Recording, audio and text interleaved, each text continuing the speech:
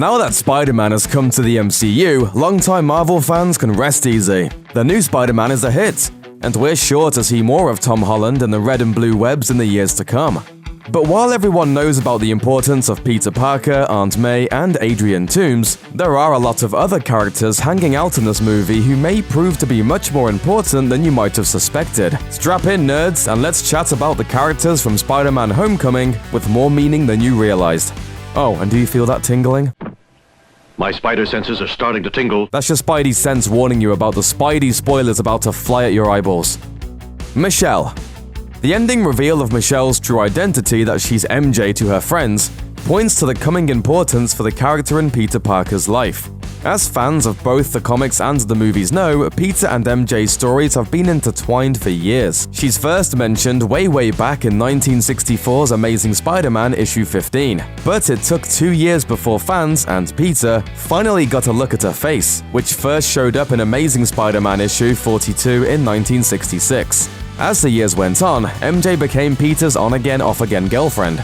In the 80s, she took their relationship to the next level when she revealed that she'd figured out his secret identity in Amazing Spider-Man issue 257. Meanwhile, there were more than a few hints in Homecoming that indicated MJ has feelings for Peter, and may even know his secret. Where are you going? What are you hiding, Peter? Eventually, Peter and Mary Jane married in 1987's Amazing Spider-Man Annual number 21. 21 years later, Peter literally sold his marriage to Mary Jane to the devil to keep his old, decrepit Aunt May from croaking after she was shot by bad guys. Needless to say, this new MJ has a lot of weird times to look forward to. Ned. Ned Leeds in the comics doesn't much resemble the Ned we got in Homecoming. Leeds started out as a Daily Bugle reporter in the 1960s, and soon became a romantic rival for Peter. Both of the guys were interested in the same girl, Betty Brant, and eventually Peter backed off, while Ned and Betty wound up getting married. But the union was not meant to last, because the villain known as Hobgoblin brainwashed Ned into becoming another Hobgoblin. Also, he could have a fall guy to take the blame if the cops got too close. Eventually, Leeds would get pathetically murdered in a hotel room while dressed up as Hobgoblin. Poor dead Ned. But that's not all. Many fans have pointed out that the Ned we get in the movie bears a strong resemblance to Gargan Lee, the best friend of Ultimate Spider-Man Miles Morales. It's not entirely clear why the movie's producers decided to smoosh these two characters together into one. But if he turns out to have more in common with his namesake than his lookalike, our friend Ned better watch out for brainwashing machines. Seriously. Aaron Davis. On the subject of ultimate versions of characters, Donald Glover plays Aaron Davis, who gets mixed up with Adrian Toomes and his gang of super weapons salvagers. In the comics, that name belongs to the Prowler, who happens to also be the uncle of Miles Morales.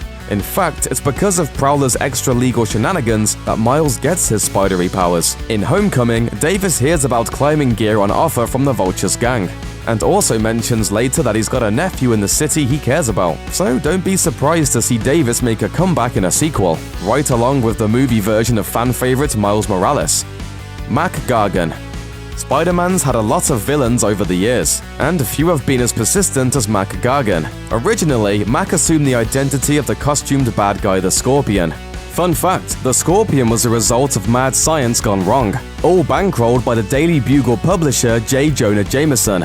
Because Mac got stuck in the Scorpion suit, he's long held a grudge against Jameson as well as Spider-Man.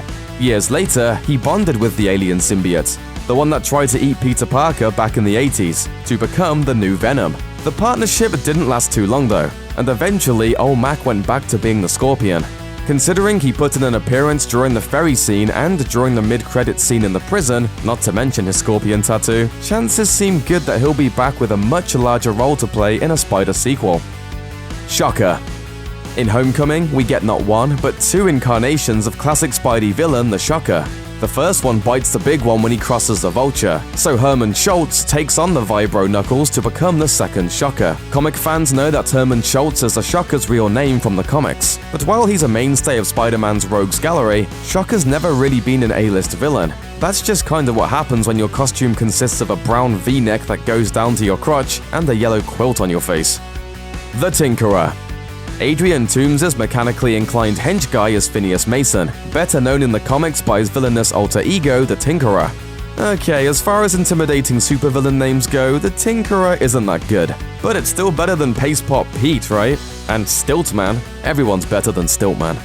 The Tinkerer first appeared all the way back in 1963's Amazing Spider-Man issue 2, which also happened to be the first appearance of the Vulture. Since that time, he's hung around in the background of the Marvel Universe, inventing gadgets and upgrading devices for plenty of bad guys. That includes dudes like Big Wheel, the Grizzly, and the aforementioned Stiltman.